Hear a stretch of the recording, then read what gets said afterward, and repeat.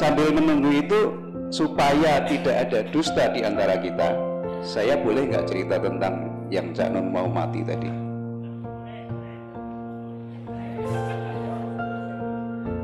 Boleh nggak? Oh boleh. Jadi gini ceritanya. Ini mesti harus ada Bambang, radiologi ada nggak ya Bambang? Nggak datang, mungkin di luar. Suatu pagi ketika saya sedang visit pasien, saya ditelepon sama Cak Nun, "Dot, kowe mrene." "Iya Cak, neng ndi saiki?" "Saya di Gedung Hartono." Gedung Hartono itu sini, BDNI itu yang apa namanya, Jenderal Sudirman. Itu di lantai 3 itu kan ada counter handphone. Aku di situ, ya. Kemudian aku ngeramuki pasien saya, habis itu saya ke situ. "Neng ndi Cak?" "Neng lantai 3." Saya muter lantai 3 itu, nggak ketemu sekali. Yang kedua nggak ketemu. Saya telepon, "Cak, neng di neng lantai 3." Udah aku muter neng pintu. Saya muter sekali lagi, baru kemudian saya melihat Mbak Via, Ibu Novia Kolopaking, dan mendapatkan Cak Nun dalam kondisi yang sangat kurus. Kemudian tangannya gemetar. Nah, waktu itu, "Cak, lu kenapa loro?" "Ya ini aku tambah nono." Cak Nun bilang gitu. "Kok? Wah nggak bener nih," saya bilang gitu. Ketika itu saya lihat, kemudian saya ambil secari kertas, Cak Nun tangannya gini. Kemudian saya cek, memang sangat tremor dia, sangat gemetar. Saya pikir pasti ada sesuatu dengan kelenjar tiroidnya. Kemudian ada yang lebih ahli, saya persilakan Cak Nun untuk ke Prof. Asdi, praktek di situ. Kemudian diperiksa macam-macam, diperiksa labnya, T3 T4 nya sangat tinggi, free TSH nya juga di luar normal. Sampai Prof. Asdi bilang, "Ini pasti salah labnya Cak." Diulang lagi dengan hasil yang sama. Nah, kemudian saya punya ide, udah laki-laki itu kita radionuklir aja, kita periksa, kita scan tiroidnya. Saya kontak sama Bambang, singkat cerita sudah dilakukan itu, kemudian Bambang mendekati hasilnya, Cak Nun pulang.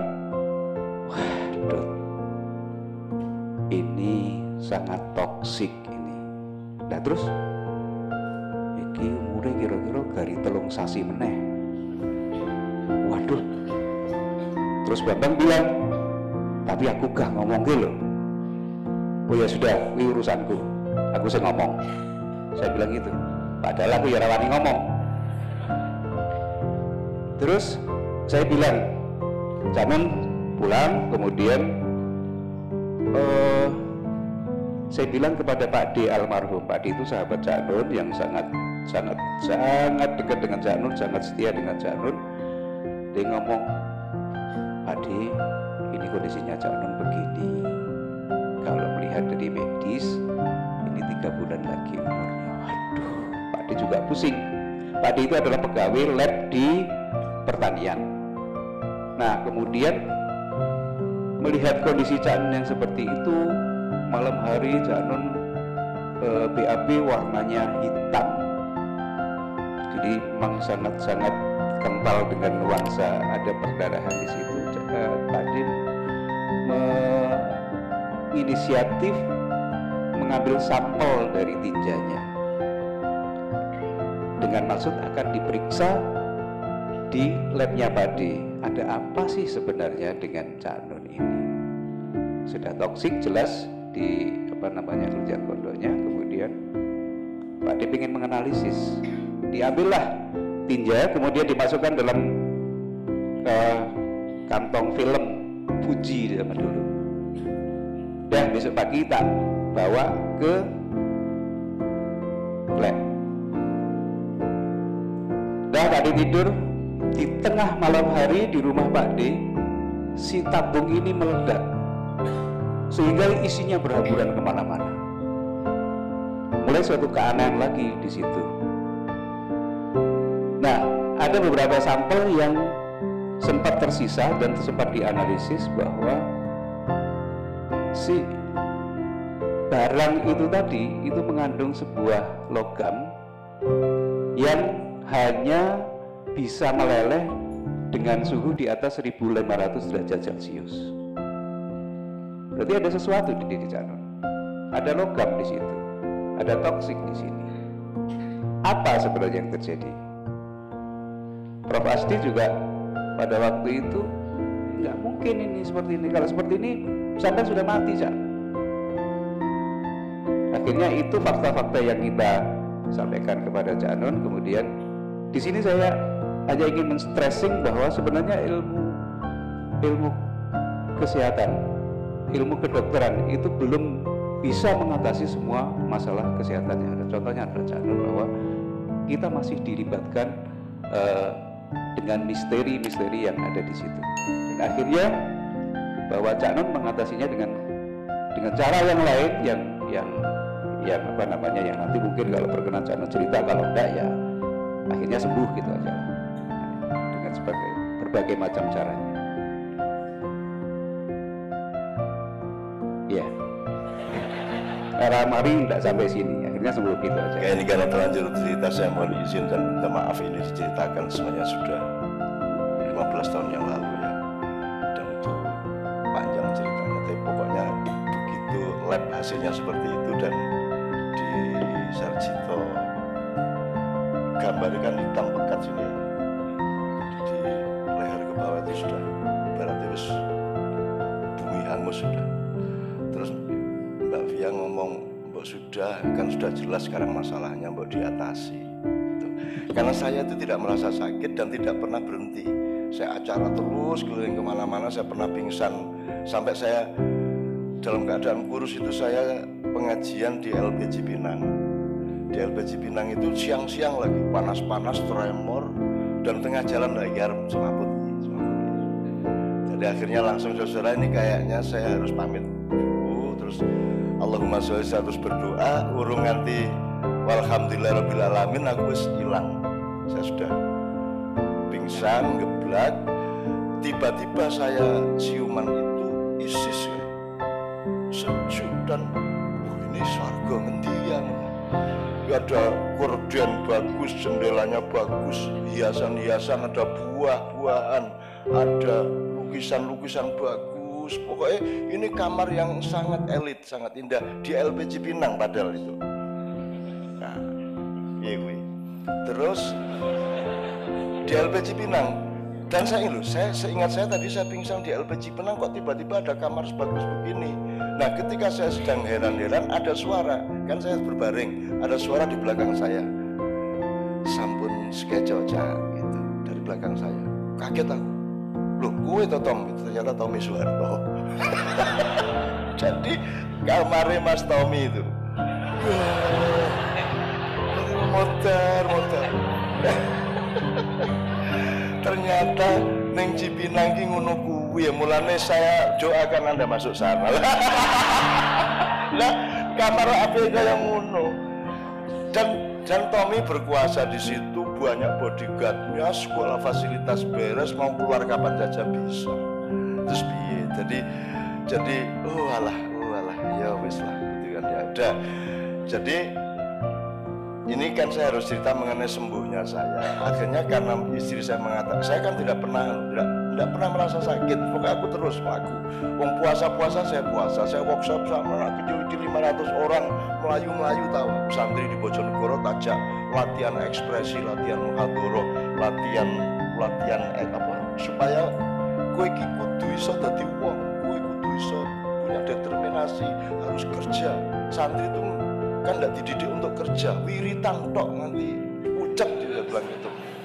Belajar nyambut gawe, ayo bertani kayak kerajinan apa, tak ajak pelayan kayak semaput aku mas, aku ini poso awakku. Berat badan saya 46, saya kan sekitar 70, 46. Ya semaput lagi, jadi saya sekian kali semaput. Terus akhirnya Mbak Via mengatakan, kan sudah jelas, kan saya punya intel juga, saya selidiki ini ada apa. Akhirnya sudah jelas semua masalahnya, dan semua sudah saya maafkan. Saya tidak pernah marah, saya tidak pernah dendam, saya bersyukur kepada Allah, saya milik Allah. Akhirnya Sudah malam itu saya melakukan upacara dan saya sembuh paginya, dan kemudian saya langsung gemuk ya, jadi aku lemu kae. Begitu lemu lho, kok aku lemu iki. Kanca-kanca lho, "Dok, Cak, kowe jane atine kok isi urip ngono kita." Jane ning ora wani ngomong ya, Dok ya. Kira-kira itu. Nah, Bapak sekalian, Anda saya kira juga tahu bahwa kesembuhan bukan milik dokter. Dokter adalah petugas ikhtiar, orang yang dengan ilmu mengupayakan pengobatan, tapi sembuh milik Allah. Sebagaimana sakit juga milik Allah. Asal posisi kita di situ, maka ketidakmungkinan secara ilmu medis itu tidak sama dengan tidak sembuh, kan begitu. Bisa ada kesembuhan yang kita bisanya ajaib ngomongnya. Ya saya mengalami itu. Saya tuh cuman melakukan sesuatu yang radikal malam itu. Put. Udah sembuh saya. Udah wis wani aku wis wani ngomong. Dan itu mendadak. Hanya cukup 1-2 jam malam itu, paginya saya sudah beres itu. Nah, sampai hari ini saya belum pernah bercerita apa yang sampean lakukan dalam 1-2 jam itu. Nah, kapan-kapan harap mengguru. Langsung disaut puas, tak langsung tahu beliau. Ya, percuma kalau ke depan suruh diam saja. Ya, iya memang. Kapan sampai mau rela menceritakan pada kan banyak dokter-dokter sing sok rumangsa iso nambani jan. Sampai rela untuk menceritakan yang 2 jam itu. Kapan?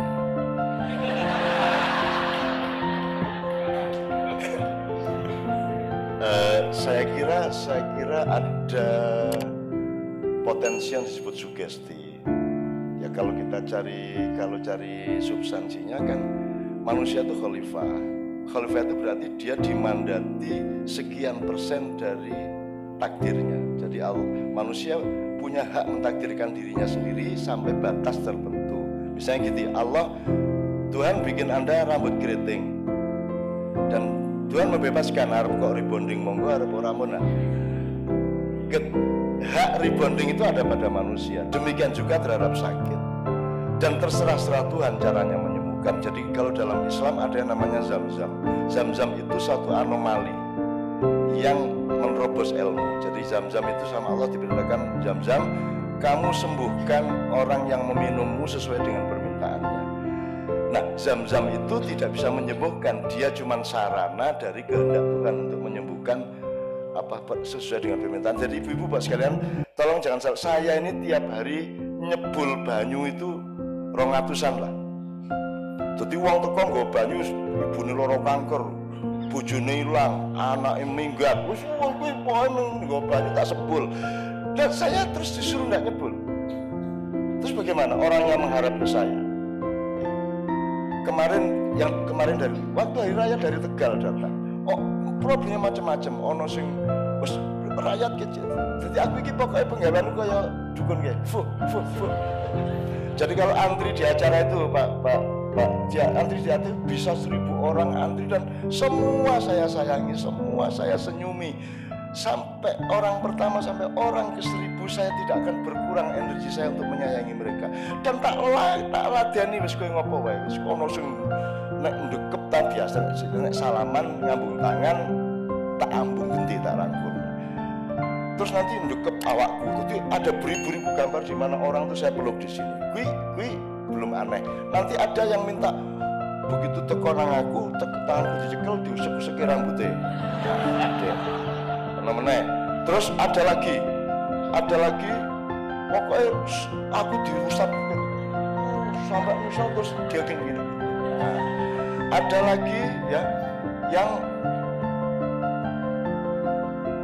ngapa dia ini ngapa kaplok ya. Wah motor gitu udah lagi.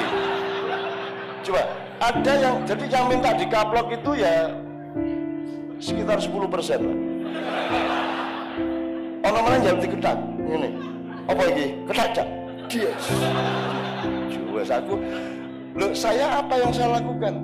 Saya gini, ya Allah, Engkau yang mendatangkan mereka dan Engkau yang memberi ide kepada mereka untuk memerintah saya melakukan apa. Saya lakukan apa yang kau perintahkan, tapi engkau yang bertanggung jawab. Betul enggak, Pak? Betul enggak? Rasional enggak? Karena toh saya tidak mampu menyembuhkan. Saya itu cuma melakukan apa yang Allah perintahkan. Allah yang bertanggung jawab menyembuhkan. Kan gitu. Dan saya ngomong gitu betul-betul. Sampai tak sing iso sampai ya. Lha apa ono wong sampai tekan. Ono saiki Mas bertambah modusnya. Salaman cucu terus ini. Apa piye? Itu nih. Cuma itu. Tak itu nih, Mas. Asa aku gak angel-angel. Ngono ae kok repot. Tak itu nih ngono. Ono meneh sing pokoke ambung tak ambung pipine. Terus dhek ngambung pipiku. Terus apa wae? Bu, iki sing paling medeni iki sing meteng. Datang Cak, iki bojoku wis 6 tahun durung meteng. Terus karepmu piye aku kon ngetengi. Ya iki, Pak. Aku kan ya Allah rakyat, ini semua peristiwa kemesraan. Saya mohon para dokter mesra sama pasiennya, karena itu sumber utama penyembuhan. Bukan mesra secara pribadi, mesra secara ketuhanan dan sosial. Jadi kita iklimnya itu iklim kemesraan, itu akan cepat membuat Tuhan menyembuhkan pasien kita. Ya, kui ono meneh sing nek wis meteng kae, wah aku sing paling seneng ki nek wis wong meteng diterke bojone sing ngene iki terus Cak, tolong Cak, anak saya diusah didoakan. Wis bisa.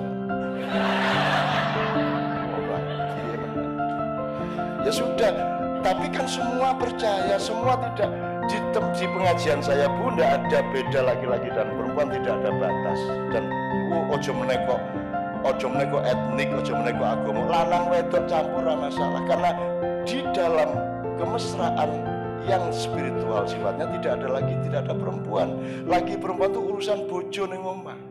Begitu keluar rumah kita tidak perempuan, kita dekan, kita manusia, kita konsumen, kita produsen, tidak lagi perempuan itu urusan bojo, Pak. Nah di pengajian saya campur, tidak ada masalah.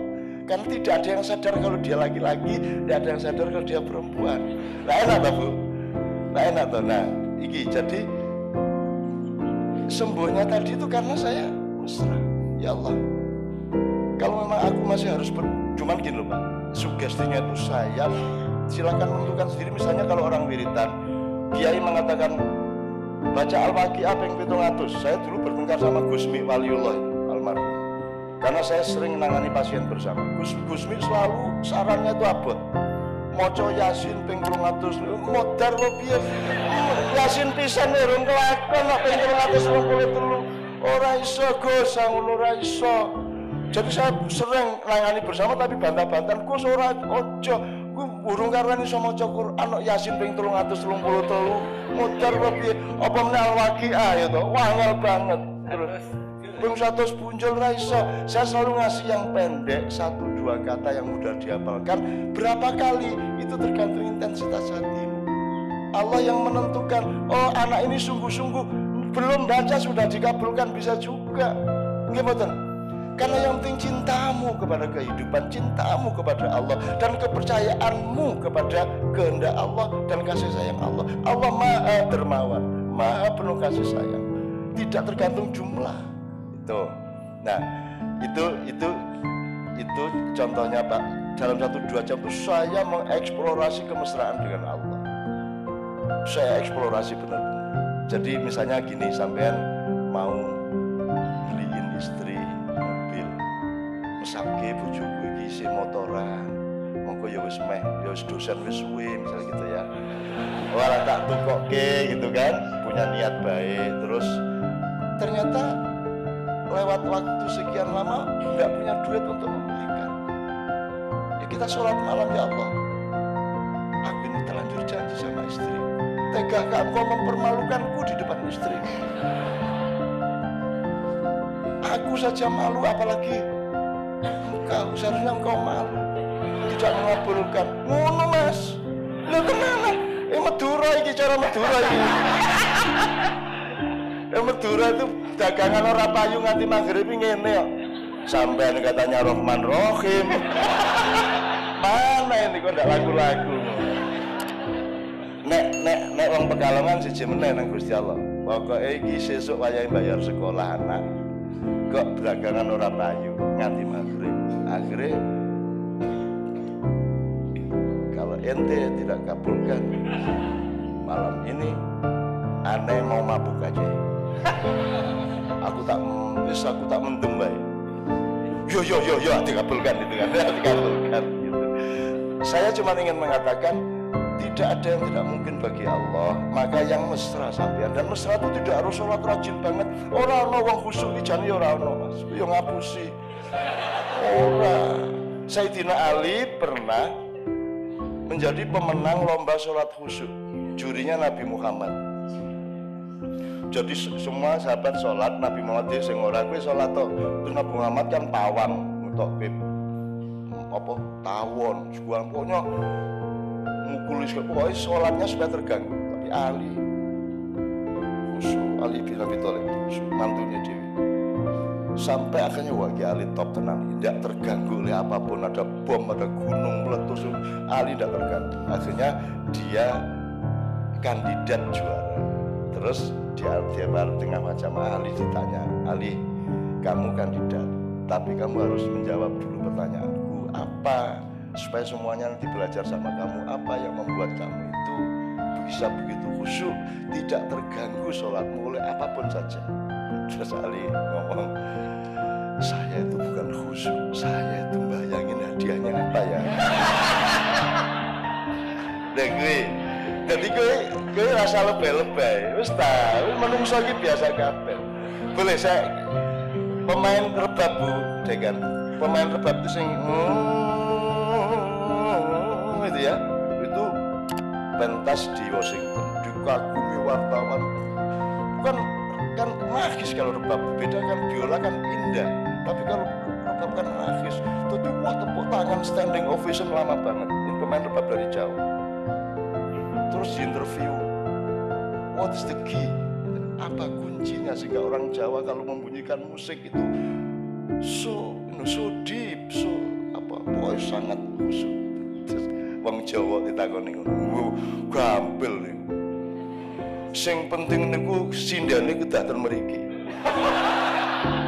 Sindannya harus sebelah kiri tadi. Dudul susune gitu Mas.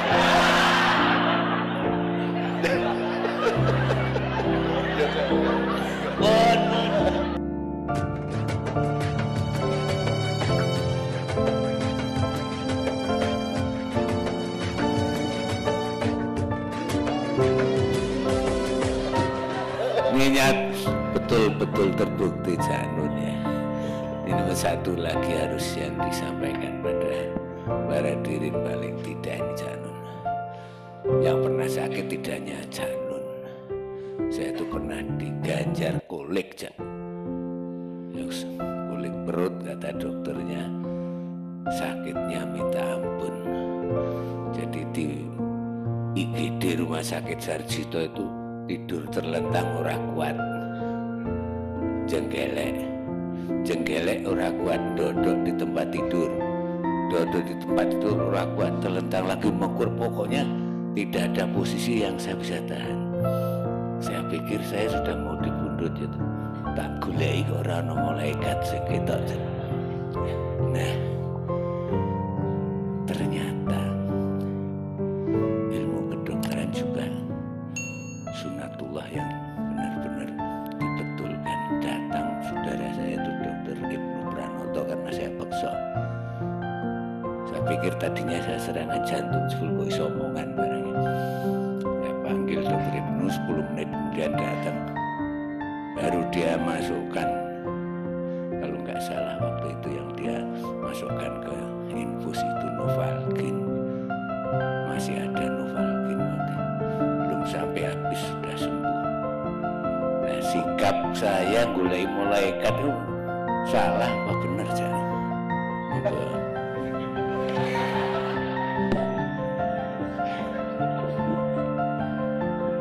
Ya,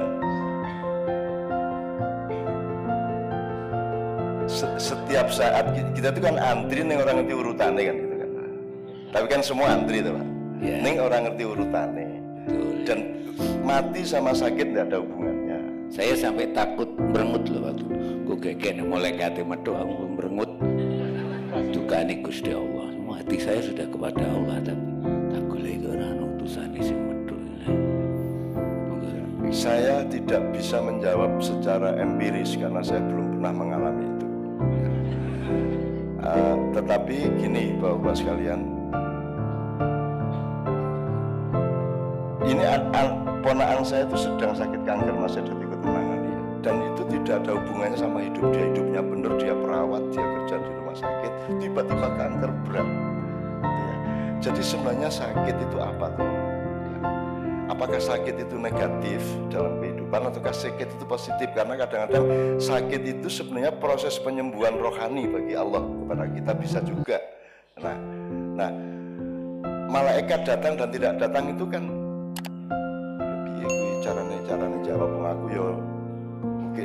Jadi gini, saya ini menganjurkan jamaah saya untuk mengaktifasi malaikat. Jadi aktifasikan malaikatmu. Artinya kamu tiap hari harus menyapa malaikatmu. Isu-isu, assalamualaikum, assalamualaikum, assalamualaikum, assalamualaikum. Tuh. Kita bisa lihat atau tidak, itu juga tidak ada hubungannya dengan kehebatan. Hantu tidak ada yang berani sama kita meskipun kita tidak pernah bisa melihat dia. Saya ini harus ngusir hantu di banyak negara. Di Italia, di rumahnya Mussolini saya pernah ngusir hantu. Karena mereka nganggapnya saya tuh ngerti. Aku kira ngerti. Orang ngerti neng ya karena dipaksa ya. Malam terakhir ya saya lakoni sama anak Kiai Kanjeng, tak parah nih kuwi kabeh, dan aku nganggo cara universal.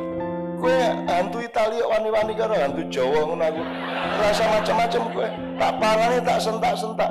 Dan teman-teman pingsan-pingsan karena saya tuh ditawur sama makhluk-makhluk macam-macam di sana. Tapi saya tidak merasa, aku tidak bisa ndelok saya. Pokoknya aku teko tak parane rasa macam-macam ya. Iki kanca-kancaku kabeh ning kene. Kowe nek macam-macam aku rene meneh ya. Rasa macam ayo. Ayo wani, ayo. Wani ngetokno aku tak tonyo tenan. Gitu. Jadi tidak pernah ada hantu berani menampakkan diri ke saya. Jin, rawani. Kalau ada orang kesurupan sebut nama saya. Loh, ini serius sih. Gue tak akan kayak Cak Nun loh, terus ngene gitu ya. Nanti, ya wes, terus ngomong ya. Silahkan praktekkan. Bukan apa-apa, saya itu sayang sama mereka, dan mereka kalau pengajian mereka datang ke saya. Di pengajian saya itu jin banyak sekali datang. Saya mau ke Gunung Lawu, mau ke Gunung Cetong, mau ke Gunung Kawi, saya semua sudah masukin semuanya. Semua perpustakaan digital spiritual saya sudah masukin semua. Dan mereka itu sayang sama saya. Jadi ono wong ning jalan wates kono wong kesurupan bola bali. Kesurupan. Terus aku ngongkon bocah Cak Kiai Kanjeng kuwi rono. Begitu Cak Kiai ngerti, wah anak boy Cak Nun meneh. Begitu terus ya wis, hilang gitu. Terus anak Kiai Kanjeng pergi lagi, kesurupan lagi, beda lagi. Tadi suaranya gini, terus berikutnya suaranya begitu. Terus aku ngomongkan meneh si jinne, wes Cak Nun meneh, wah wes kondo Cak Nun ngerasa, aku ya seneng nang Padang Bulan. Jadi seneng saya, jin itu sama saya itu cinta. Dan jin itu Anda jangan anggap khayal. Jin disebut oleh Allah lebih dulu dari manusia di semua ayat kecuali satu ayat dong. Berpuluh-puluh kali Allah menyebut makhluk itu jinni wal insi, bukan insi wal jin. Jadi jin itu senior kita, malaikat senior kita, alam senior kita, tetapi yang paling senior adalah Nur Muhammad. Kalau Anda berada pada jalur Muhammad, maka Anda menjadi senior, dan Anda yang nanti pertama giliran masuk surga. Dan surga itu bukan sesuatu yang kita cita-citakan. Kita itu dulu di surga. Cuman sekarang outbound sebentar ke sini kan. Jangan tidak lulus di sini gitu loh, Pak. Gitu loh. Nah, saya kira kita masih lama, Pak, bertugas outbound ini, Pak. Insyaallah gitu ya. Moga berikutnya.